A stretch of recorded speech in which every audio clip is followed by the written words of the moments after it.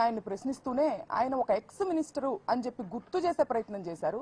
అయితే ఆయన్ని రెచ్చగొట్టినప్పుడు కానీ మీ పార్టీకి సంబంధించిన వారు ఆయనకు సంబంధించినటువంటి మహిళలమైన మా మీద దాడి చేసినప్పుడు కానీ మీకు ఆయన ఒక ఎక్స్ మినిస్టర్ అని మీకు గుర్తులేనట్టుంది. అయితే ఎనీహౌ అసలు ఇది మొత్తం ఎక్కడ మొదలైంది?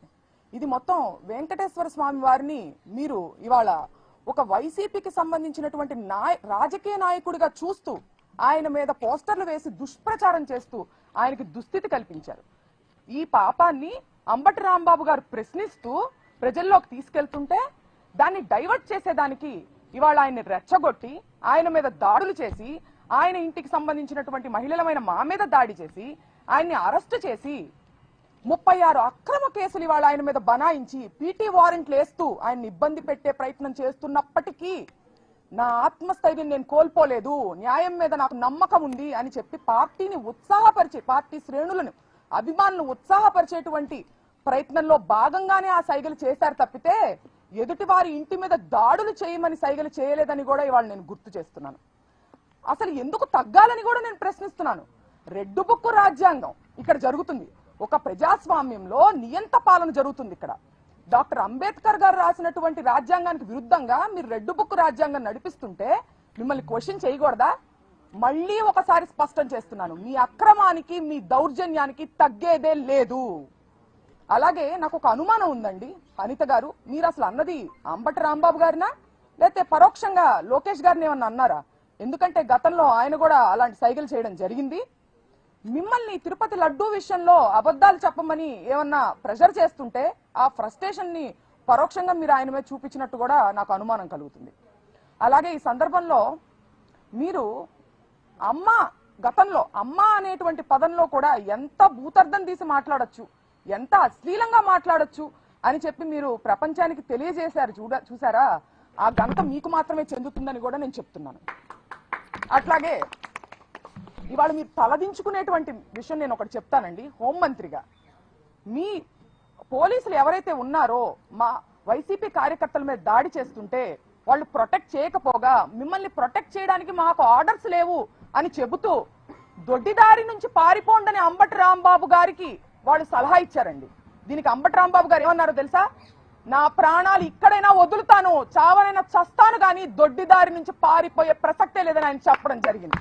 మరి మీ పోలీసుల పనితీరు ఎట్లా ఉందో ఒకసారి మీరు ఆలోచించుకోవాలి. అలాగే ఇదే సందర్భంలో మంత్రివర్యులు లోకేష్ గారు మాట్లాడుతూ సీఎం గారి తల్లిని అన్నారు అని చెప్పి ఆయన అనడం జరిగింది. సీఎం గారి తల్లి అయితే ఒకటి, ఇంకొకరి తల్లి అయితే ఒకటా అండి? తల్లులందరూ ఒకటే కదా. మీరు పవన్ కళ్యాణ్ గారి తల్లిని తిట్టచ్చు, ముద్రగడ గారి ఇంట్లో ఉన్నటువంటి మహిళల మీద దాడి చేసి వాళ్ళని లకారాలతో మీరు తిట్టచ్చు. ఇవాళ అంబటి రాంబాబు గారి ఇంట్లో మహిళలమైన మా మీద దాడి చేసి మమ్మల్ని తిట్టచ్చు. అలాగే నల్లపురెడ్డి ప్రసన్న కుమార్ రెడ్డి గారి ఇంటి మీద మీరు దాడి చేసి వాళ్ళ ఇంట్లో 90 ఏళ్ల వయసు ఉన్నటువంటి తల్లి గారి మీద దాడి చేసే ప్రయత్నం మీరు చేయొచ్చు. జోగి రమేష్ గారి ఇంట్లో మహిళలు లేరా అండి? ఆ ఇంటి మీద కూడా మీరు దాడి చేయొచ్చు. దీన్ని ఖండించాల్సినటువంటి అవసరం మీకు లేదా? అలాగే ఇదే సందర్భంలో మీరు ప్రతిపక్షంలో ఉండంగా అప్పటి గౌరవ ముఖ్యమంత్రి జగన్మోహన్ రెడ్డి గారి మీద మీరు లండన్ కి వెళ్లారు అనే ప్రస్తావనతో మీరు ఎట్లాంటి అశ్లీల వ్యాఖ్యలు చేశారో మీరు ఒకసారి గుర్తు చేసుకుని ఆత్మవిమర్శ చేసుకోవాల్సిన అవసరం ఉందని కూడా ఈ సందర్భంగా నేను లోకేష్ గారికి తెలియజేస్తున్నాను. అలాగే ప్రశ్నించడానికే ఉద్భవించింది జనసేన పార్టీ అని చెప్పారు పవన్ కళ్యాణ్ గారు. మరి ఈ ప్రశ్నలన్నీ ఎందుకు ఆయన అడగట్లేదు అనే ఒక పెద్ద ప్రశ్న మా అందరికీ ఉందండి. దయచేసి మీరు వీటన్నిటిని ఖండిస్తూ వాళ్ళని ప్రశ్నించాలని కూడా నేను కోరుకుంటున్నాను. ఎవిడెన్స్ ఏమన్నా లేడీ దగ్గర మాకు ఇస్తే మేము చర్యలు తీసుకుంటామని సభలో హోంమంత్రి చెప్తున్నారు. అంటే ఆమె తెలియదు అంటారా రాంబాబు గారు? అంటే ఎంత దురదృష్టం అంటే అండి, ఇవాళ ఆవిడ మహిళ ఒక హోమ్ మినిస్టర్, ఒక రాష్ట్రానికి సంబంధించిన హోమ్ మినిస్టర్ అనేది ఆవిడ మర్చిపోయారు. కేవలం ఒక టీడీపీకి సంబంధించినటువంటి కార్యకర్తగానే ఆవిడ స్పందిస్తున్నారు. ఇరుపక్షాల ఉన్నటువంటి తప్పుల్ని ఖండించాలి వివక్ష లేకుండా అనేది ఆవిడ బాధ్యత కాదా? ఇటు పక్కన వాళ్ళ గ్రంథాలయం చైర్మన్ వందన గారు చేసినటువంటి వ్యాఖ్యలు ఆవిడకి చేరలేదా? అవి రెచ్చగొట్టేటివి కాదా? గల్లా మాధవి గారు తరువాత రోజు దాడి అరెస్టు జరిగిన తరువాత రోజు కూడా ప్రత్యక్ష ప్రసారంలో కూర్చుని ఆవిడ మమ్మల్ని బెదిరిస్తూ రెచ్చగొట్టేటువంటి వ్యాఖ్యలు ఖండించాల్సినటువంటి బాధ్యత హోమ్ మినిస్టర్ గా ఆవిడకి లేదా అని సందర్భంగా నేను ప్రశ్నిస్తున్నాను. ఫిర్యాదు ఇచ్చారు దాదాపు 25 మంది మీద. ఎంతమంది మీద అరెస్ట్ చేసి ఉంటారు, ఎంతమంది మీద కేసు ఎఫ్ఐఆర్ రిజిస్టర్ చేసి ఉంటారు? హోంమంత్రి మీరు ఏమైనా ప్రశ్నించారు? ఏమండి, దాడి చేసినటువంటి వాళ్ళని అదే మాటలు మాట్లాడి రెచ్చగొట్టినటువంటి వాళ్ళ మీదేమో స్టేషన్ బెయిల్ ఇచ్చి పంపించేశారు.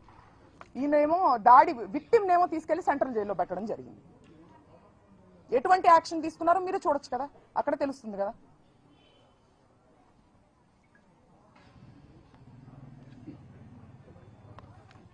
హిట్ టీవీ యాప్, ఇందులో short news, live news, entertainment shows, movies, digital magazines తో పాటు మీ జిల్లా వార్తలను కూడా ఫ్రీగా చూడొచ్చు. ఇంకెందుకు ఆలస్యం, వెంటనే హిట్ టీవీ యాప్ ని డౌన్లోడ్ చేసుకుని ఫ్రీగా ఎంటర్టైన్మెంట్ పొందండి. Hit TV app. Hit TV app. Please download hit TV app. Hit TV యాప్ని ఫ్రీగా డౌన్లోడ్ చేసుకొని ఎంజాయ్ చేయండి. మీకు నచ్చిన ఎంటర్టైన్మెంట్ కోసం హిట్ టీవీ యాప్ ని ఫ్రీగా డౌన్లోడ్ చేసుకుని ఎంజాయ్ చేయండి. హిట్ టీవీ యాప్ ని డౌన్లోడ్ చేసుకుని ఆస్వాదించండి, ఆశీర్వదించండి. ఇంతమంది సెలబ్రిటీలు హిట్ టీవీ యాప్ ని డౌన్లోడ్ చేసుకోండి అని చెప్తున్నారంటే ఎంత మంచి యాప్ ఆలోచించండి. అమెరికా అమెరికా అమెరికా అమెరికాలో చదవాలనుకునే వాళ్ళకి విశ్వసనీయమైన పేరు మన శౌర్య కన్సల్టెన్సీ. UK లో 1 year masters. UK లో 1 year masters. 2 years work permit up to 5 years visa. Contact Saurya Consultancy. Contact 89851 89851.